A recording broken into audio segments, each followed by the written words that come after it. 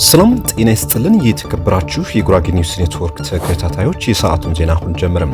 የጉራጌ ኒውስ ኔትወርክ አዲስና ወቅታዊ ዜናዎች በጅኒን በሁሉም አማራጮች በቴሌግራም፣ በፌስቡክ፣ በቲክታክ እና በዩቲዩብ ለአድማጭ ተከታታዮች ይደርሳሉ።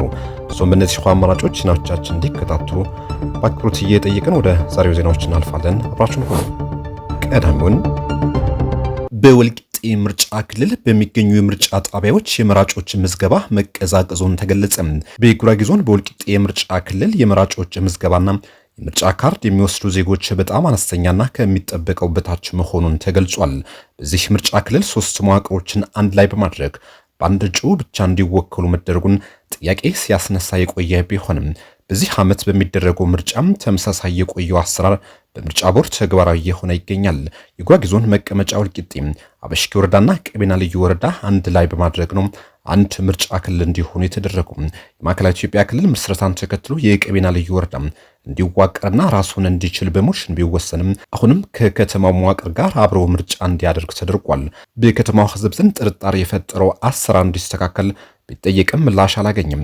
በዚህም የከተማው ሕዝብ በድሮና ጥያቄ ሲነሳበት በነበረው አሰራር ተመዝግበው የምርጫ ካርድ ለመውሰድ እያሳየ ያለው ተነሳሽነት ዝቅተኛ መሆኑን ምንጮች ለጄኔን አስረድቷል። በከተማው በሚገኙ የምርጫ ጣቢያዎች እየተመዘገቡ የሚገኙ መራጮች ቁጥር እጅግ አነስተኛ መሆኑን ተነግሯል። በቀን በእነዚህ የምርጫ ጣቢያዎችም ከ100 በላይ መራጮች ተመዝግበው እንደማያውቅም ምንጮች ለጄኔን ገልጿል። ተመሳሳይ በአበሽጌ ወረዳ የተመዝጋቢዎች ቁጥር አነስተኛ ነው ተብሏል። ወረዳው እንደ ወልቂጤ ከተማ የራሱን መዋቅር ያለው ቢሆንም ያለ ሕጋዊ መሰረት በዚሁ የምርጫ ክልል ውስጥ እንዲጠቃለል ተደርጓል። በዚህ ምክንያት የወረዳው ሕዝብ ምርጫ ለመምረጥ ፍላጎቱ በመቀዛቀዙ የምርጫ ካርድ እየወሰደ አይደለም ተብሏል። በተቃራኒው በዚህ የምርጫ ክልል ውስጥ የሚገኘው የቀቤና ልዩ ወረዳ ከምርጫ ቦርድ ሕግ በተቃራኒ በአንድ ምርጫ ጣቢያ ከ1500 በላይ መራጮች እየተመዘገበ መሆኑን ተገልጿል። ምንጮች እንደገለጹት በአንድ ምርጫ ጣቢያ 1500 መራጮች ብቻ ነው ሕጉ የሚፈቅደው። ነገር ግን በቀቤና ወረዳ ምርጫ ጣቢያዎች እስከ 2000 መራጮች እየተመዘገበ ይገኛል። ከዚህም አልፎ በአንድ የምርጫ ጣቢያ የመራጮች ካርድ የወሰዱ ዜጎች በሌላ መታወቂያ እንደገና በሌላ ምርጫ ጣቢያ በአዲስ መልክ ምርጫ ካርድ እንዲወስዱ እየተደረገ ይገኛል። ይህም በወልቂጤ የምርጫ ክልል ገዢው ፓርቲ ለተወካዮች ምክር ቤት እጩ እንዲሆን ያቀረበው የቀቤና ተወላጅ ስለሆነ በቂ ድምፅ እንዲያገኝ የሚደረግ ሴራ ነው ተብሏል። ምርጫ ቦርድ የህገወጥ አሰራር በበርካታ የምርጫ ጣቢያዎች እየተከናወነ ስለሆነ ወርዶ እንዲያጣራና እርምጃ እንዲወስድ ተጠቁሟል።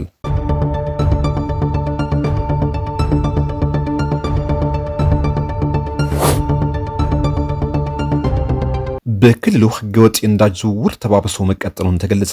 በማዕከላዊ ኢትዮጵያ ክልል ህገወጥ የነዳጅ ዝውውር ከሌላ ጊዜ በተለየ ሁኔታ ተባብሶ መቀጠሉን ተገልጿል።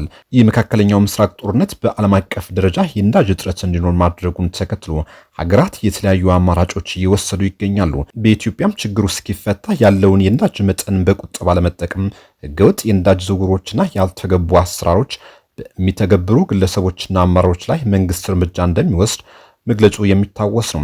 ነገር ግን በማዕከላዊ ኢትዮጵያ ክልል ከዚህ በተቃራኒው ህገወጥ የነዳጅ ዝውውሩ በእጅጉ ተባብሶ መቀጠሉን ተነግሯል።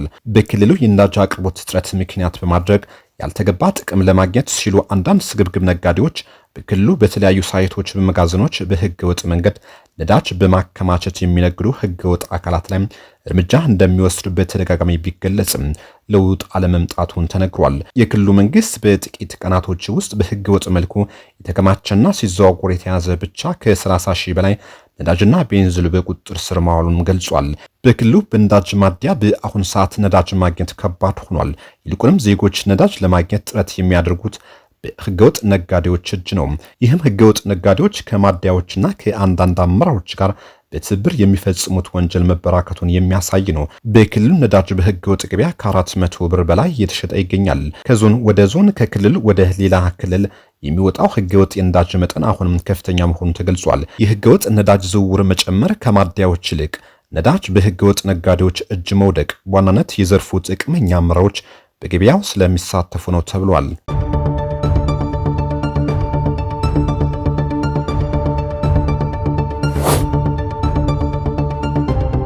በደቡብ ሬዲዮና ቴሌቪዥን ድርጅት ስር የሚገኘው የወልቂጤ ቅርንጫፍ ጽህፈት ቤት ሰራተኞች ከመስከረም 1 2018 ዓ.ም ጀምሮ ተግባራዊ መሆን የነበረበት የደሞዝ ማሻሻያ አልተደረገልንም በሚል የስራ ማቆም አድማ መምታታቸውን አስታወቁ። ሰራተኞቹ በጻፉት ደብዳቤ ሌሎች አቻ ቅርንጫፎች ጥቅማ ጥቅሙ ተከብሮላቸው እኛ ጋር ግን ምላሽ የሚሰጥ አካል ጠፋ ብሏል። በከፍተኛ የኑሮ ውድነት ምክንያት ልጆቻቸውን ከትምህርት ቤት እስከ ማስወጣት መገደዳቸውና ማህበራዊ ህይወታቸው መቃወሱን በምሬት ገልጿል። ቅርንጫፉ በአማርኛ፣ በጉራግኛ፣ በየምኛ፣ በቀበኛና በማረቂኛ ቋንቋዎች የሚተላለፈው ስርጭት ጥያቄያቸውን ምላሽ እስኪያገኝ ድረስ ተቋርጦ እንደሚቆይ ሰራተኞቹ በፊርማቸው አረጋግጧል። የፌዴራል መንግስት ለመንግስት ሰራተኞች የኑሮ ማሻሻያ በሚል የተጨመረው አዲሱ የደሞዝ ማሻሻያ ከመስከረም ወር ጀምሮ ለመላው ሰራተኞች እንዲከፈል የተደረገ ቢሆንም ለወልቂጤ ኤፍኤም 89.2 ሰራተኞች ግን ደብዳቤው በታህሳስ ወር ከመሰጠቱ በስተቀር ክፍያ አለመፈጸሙን ተናግሯል። ሰራተኞቹ በቅርንጫፉ ከ80 በላይ ሰራተኞች ስለምሯቸው ገልጸው ላለፉት 7 ወራት የደሞዝ ማሻሻያው ይከፈለናል በሚል ተስፋ ስራቸው በትጋት ሲያከናውኑ መቆየታቸው ገልጿል።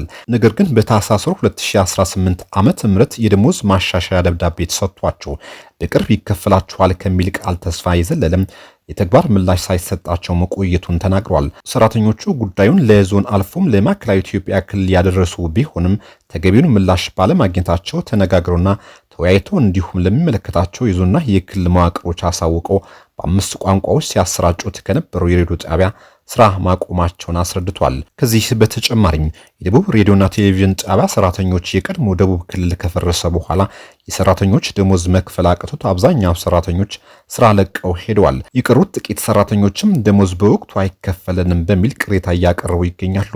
ለጣቢያው ሰራተኞች ደሞዝ ክፍያ የሚፈጽሙት አዲሶቹ ክልሎች በመዋጮ መሆኑም ተነግሯል።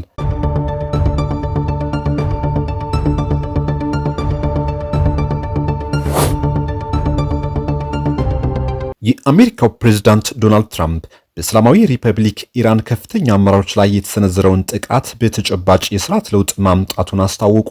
ፕሬዝዳንቱ ይህንን የተናገሩት ከኢራን ጋር ያለውን ጦርነት ለማቆም ድርድር መጀመሩን ባስታወቁበት ወቅት ያነሱትን ሐሳብ በድጋሚ በማንሳት ነው። ምንም እንኳን አጠቃላይ የኢራን እስላማዊ ስርዓት ሙሉ በሙሉ ባይወድቅም ትራምፕ የጠቅላይ መሪ አያቶላ ካሚኒና የሌሎች በርካታ ከፍተኛ ባለስልጣናት መገደል የቀድሞ መንግስት ከመፍረስ ጋር እኩል እንደሆነ አድርገው ለማቅረብ እየሞከሩ ይገኛሉ።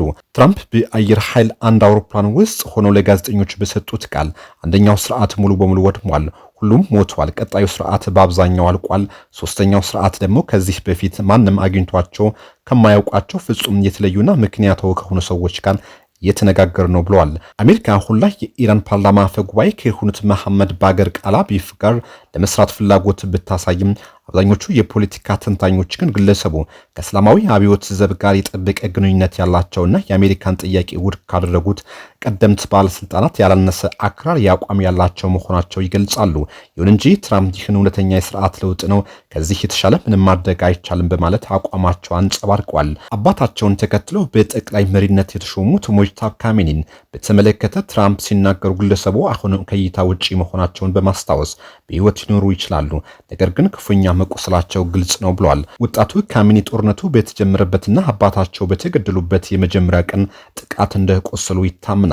በሌላ በኩል በኢራን ላይ ስለታሰበው የምድር ጦር ስምሪት የተጠየቁት ፕሬዝደንቱ ግልጽ ምላሽ ከመስጠት ተቆጥቧል። ጦርነቱ ከተቀመጠለት የጊዜ ሰሌዳ ሳምንታት እንደቀደመ ቢናገሩም ዋይት ሃውስ ግን ጦርነቱ በ4 እና 6 ሳምንታት ውስጥ ይጠናቀቃል ያለውን የጊዜ ሰሌዳ አሁንም እንደተጠበቀ ነው።